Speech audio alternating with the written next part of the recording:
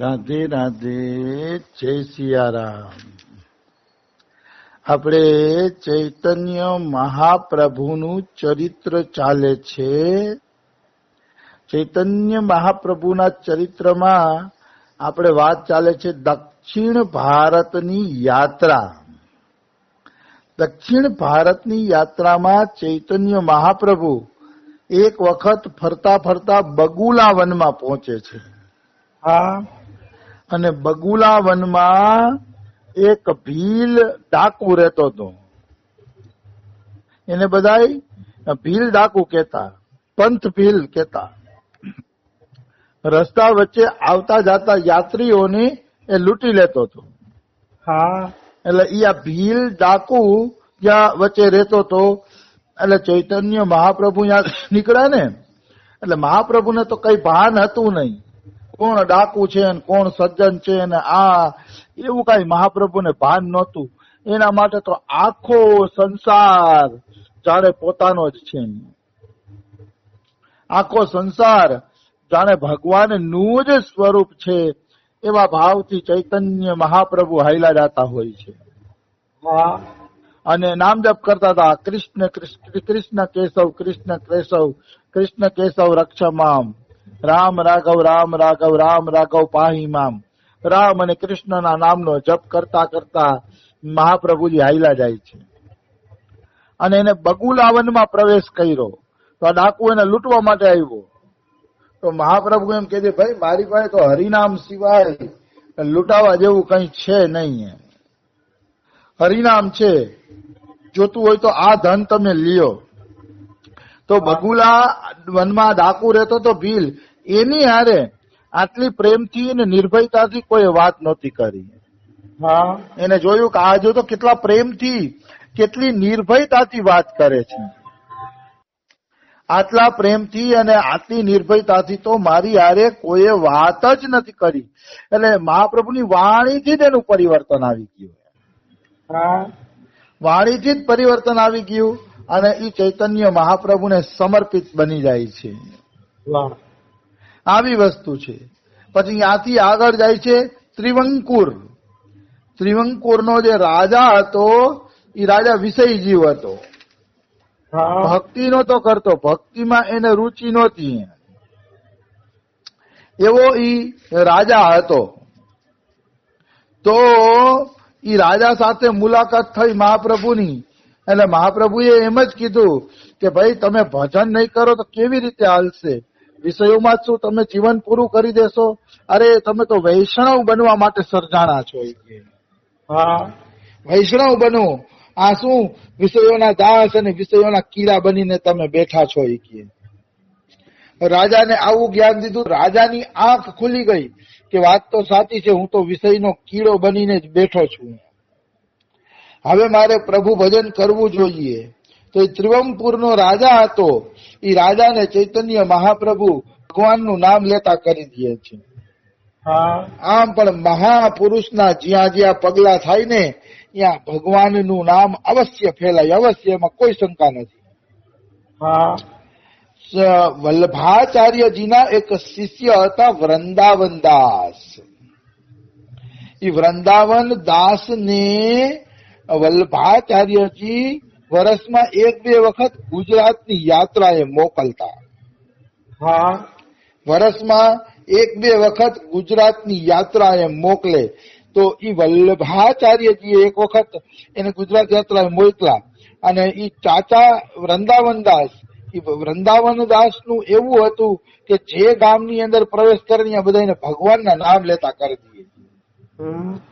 જે આ એટલી એની શક્તિ હતી વૃંદાવનદાસની, જ્યાં જાય ત્યાં ભગવાનનું નામ લેતા બધાને કરી દે. એવામાં એક વખત વલ્લભાચાર્ય પોતે ગુજરાતની યાત્રાએ નીકળ્યા. તો ગુજરાતની યાત્રા નીકળ્યા ને તો અમદાવાદ અને દાહોદની વચ્ચે 3 ગામ એવા હતા જેમાં ભગવાનનું નામ નહોતું થતું. એટલે વલ્લભાચાર્ય કહે કે ચાલો આપણે 3 ગામમાં જઈએ ભગવાન નામ કરવા. તો કે એ બધા નાસ્તિક છે ગુરુજી, કે ભગવાનનું નામ લેતા જ નથી. ત્યારે વલ્લભાચાર્ય એવું કીધું, મારા ચેલા ચાચા વૃંદાવનદાસના પગલા આ ગામમાં નથી થયા ને એટલે આ નામ વગરના રહી ગયા છે. જો મારો ચેલો આ તનય ગામમાં પગલા કરી ગયો ને તો એની આ દશા ન હોતી. ત્યારે બધાને ખબર પડી કે ચાચા વૃંદાવનદાસ કેટલા મહાન છે કે એના પગલા ગામમાં થઈ જાય તો ગામ હરિનામ કરતું થઈ જાય. અને હરિનામ નહોતું થયું ને એટલે વલ્ભાદારીએ ઓળખી જ ગયા કે મારા ચેલાએ આ ગામમાં હજી પગલા નથી કર્યા. જો પગલા કર્યા હોત તો આ ગામની અંદર ભગવાન નામ ચાલુ થઈ જ. એ અમદાવાદ ને દાહોદ ની વચ્ચે 3 ગામ છે કઈક ઈ બાજુ ઉત્તર ગુજરાતમાં. તો કહેવાનો ભાવ શું છે? જુઓ તો કેટલો વિશ્વાસ મહાપ્રભુને. કોઈ ગામમાં વધુ માણસો નાસ્તિક રહેતા હોય ને તો માનવાનું કે કોઈ સંતના પગલા નથી આ ગામની અંદર. જો સંતના પગલા થઈ જાય ને તો બધા હરિનામ કરતા થઈ જાય. આવી વસ્તુ છે. તો શ્રી શ્રી ચૈતન્ય મહાપ્રભુ આ રીતે જે ગામમાં પગલા કરતા ત્યાં બધી જગ્યાએ હરિનામ લેતા કરી દેતા. ત્યાંથી ચૈતન્ય મહાપ્રભુ દક્ષિણ ભારતની યાત્રામાં ઉડુપી પહોંચ્યા. ઉડુપી, અને ઉડુપીમાં મોટામાં મોટું મંદિર છે મત્સ્ય તીર્થ. મત્સ્ય તીર્થ એટલે ભગવાન મત્સ્ય અવતારનું મોટું મંદિર છે ત્યાં. અને અહીંયા મધ્વાચાર્યનો આશ્રમ મોટો છે. એ મધ્વાચાર્યના આશ્રમમાં પહોંચ્યા અને ઈ મંદિરમાં મહાપ્રભુએ ખૂબ કીર્તન કર્યા, ખૂબ નાચ્યા અને બધાને પ્રેમા ભક્તિનો ઉપદેશ આપ્યો. અને ઉડુપીથી ક્યાં ગયા ચૈતન્ય મહાપ્રભુ? પંઢરપુર. પંઢરપુર એટલે મહારાષ્ટ્રનું સૌથી મોટામાં મોટું તીર્થ પંઢરપુર. એ પંઢરપુર ગયા અને ભગવાન વિઠ્ઠલના મંદિરમાં ખૂબ નૃત્ય કર્યું ચૈતન્ય મહાપ્રભુએ પંઢરપુરની અંદર. હવે તમને એક વાત એ કહું કે પંઢરપુરમાં વિઠોબા એટલે વિઠ્ઠલ ભગવાન અને રૂકમણી મૈયા એ 2 જણાના દર્શન છે. 2 જણાના દર્શન છે. અને વિઠ્ઠલ ભગવાને કમર ઉપર હાથ રાખેલા છે અને મા રૂકમણી માં આશીર્વાદ આપે છે. એવા દર્શન છે પંઢરપુરની અંદર. તો આ દર્શન ખરેખર કેવી રીતે થયા એનું વર્ણન એવું આવે છે. સંતો વર્ણન કરે છે કે પુંડરીક ભગત પંઢરપુરની અંદર થયા. એ ભક્ત પુંડરીક છે ને એને માતા પિતાની સેવા તો ગમતી, પણ ભેગી ભેગી મનમાં ઝંખના પણ હતી કે હું ભારતના તીર્થોના દર્શન કરું. એવી પણ એને ઝંખના હતી. ખરેખર તો માતા પિતા ઘરમાં હોય તો એની સેવા છોડીને તીર્થોમાં ન જાવ ને તો ચાલે. પણ એટલું ખરું, સેવા ભગવાન માનીને કરવાની અને સેવા કરતા કરતા નામ જપ કરવાના. આ 2 શરતોનું પાલન કરો તો તીર્થમાં જવાની જરૂર નથી. પણ પુંડરીક ભગતને એકવાર તીર્થની લાલસા થઈ એટલે પતિ પત્ની માતા પિતાની સેવા છોડીને તીર્થયાત્રા કરવા નીકળ્યા. તો તીર્થયાત્રા કરવા નીકળ્યા ને મેં ક્યાંક ક્યાંક એવું વાંચેલું છે કે માતા પિતાને કીધું કે હાલો તમે તીર્થ કરવા, અહીંયા કોઈ તમારી સેવા નહીં કરે. તો માતા પિતા કે બેટા હવે ઘટપણમાં અમારાથી હલાતું નથી, ક્યાં તું અમને લઈ આવશો? કે ના હાલો, મારે તીર્થ કરવા તમારા વાંકે છે, મારું તીર્થ અટકે છે. તો કે અમે હાલી તો હકતા નથી. તો આ પુંડરીક ભગત એમ કે છે કે તમારા કમરમાં હું દોરડું બાંધીશ અને હું આવી રહીશ ને દોરડું ખેંચતો રહીશ એટલે તમે ઢળાતા આવશો. આવું મેં મહારાષ્ટ્રના ભક્ત, એના લેખક છે ના વી સપ્રે, એમાં વાંચ્યું છે. માતા પિતાને દોરડું બાંધીને લઈ ગયા હતા પુંડરીક ભગત. તો આ રીતે પુંડરીક ભગત યાત્રા કરવા માટે નીકળ્યા માતા પિતાને મૂકીને. પછી એક જગ્યાએ દૂર કાશીની આસપાસ એક સંતનો આશ્રમ હતો. ગ્રહસ્થ હતા એ ભક્ત, ગ્રહસ્થ હોવા છતાંય ભક્ત હતા. એના આશ્રમમાં આ પુંડરીક ભગત પહોંચ્યા. તો રાત્રે પુંડરીક ભગત હોતા હતા ને તો બહુ રૂપાળી સુંદર સુંદર દિવ્ય દિવ્ય દેવીઓ આવી એના આંગણામાં. અને જે દિવ્ય દેવીઓ આવેલી છે ને એ બધી દેવીઓએ પુંડરીક ભગતનું આંગણું સ્વચ્છ કર્યું. આ પછી ઓલા પુંડરીક ભગત નહીં, ઓલા બ્રાહ્મણના ઘરનું આંગણું સ્વચ્છ કર્યું. અને પછી એમાં એને પાણી ભરી દીધા, બેડા ભરી દીધા, આ રીતે બધી સરસ મજાનું એનું સ્વાગત આખું કર્યું બધું. એમ ઘરની સફાઈ કરી, પાણી ભરી દીધા.